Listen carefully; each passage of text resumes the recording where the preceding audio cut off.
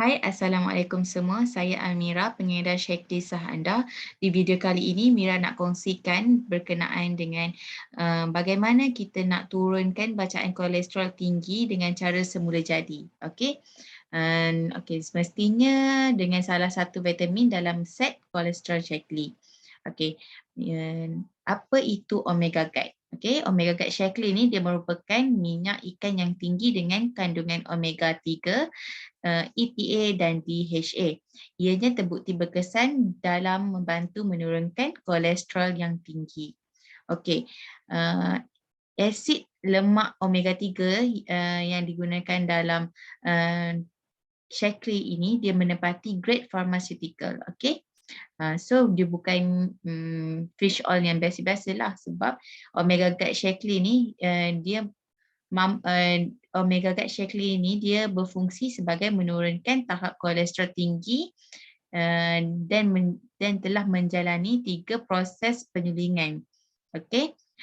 Bukan senang-senang je tahu nak ambil minyak dan lemak ikan dan yang biasa-biasa dan terus jual. Okey, sebab checklist ini adalah produk yang sentiasa memberi jaminan yang terbaik. Produk yang item ingredient yang digunakan adalah semuanya yang bagus dan telah dikaji dengan berulang kali. Okey.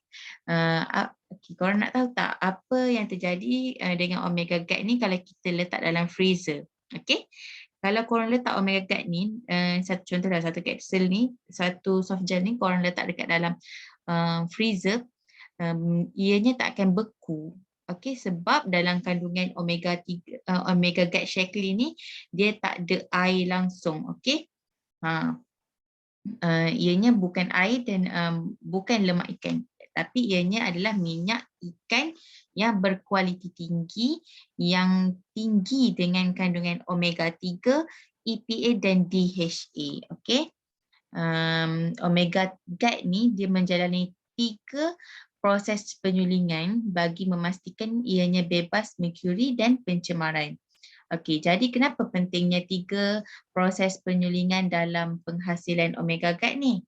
Okey, yang pertama adalah untuk menapis logam berat seperti merkuri dan pencemaran-pencemaran lain. Okey, yang kedua adalah mencegah oksidasi dan trans lemak. Yang ketiga adalah mengurangkan bau dan rasa ikan ke tahap yang minima. Okey.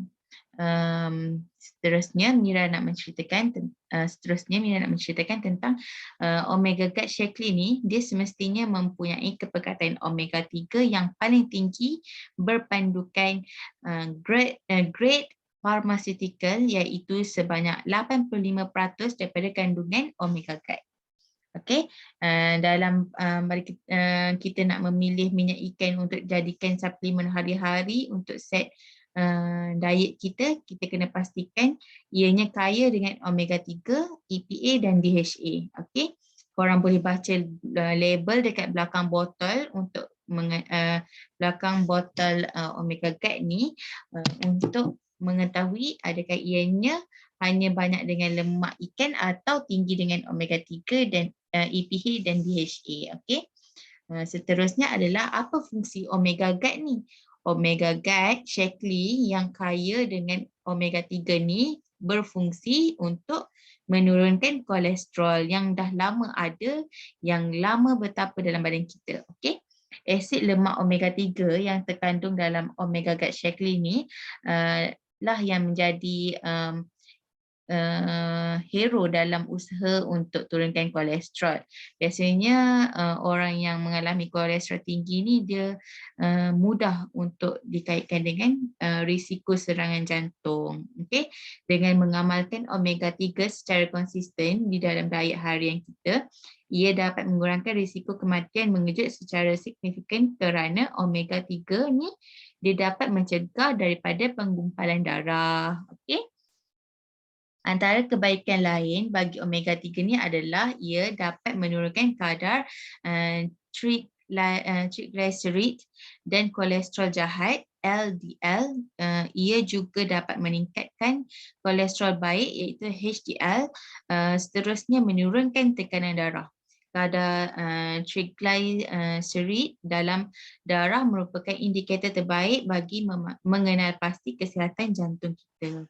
Okey, jadi di samping kita cuba untuk elak dan cegah kolesterol daripada bertambah dalam badan kita dengan Vitacol ST, kita usaha untuk buang dan turunkan paras kolesterol yang ada sedia dalam badan kita dengan Omega Gut Shakely.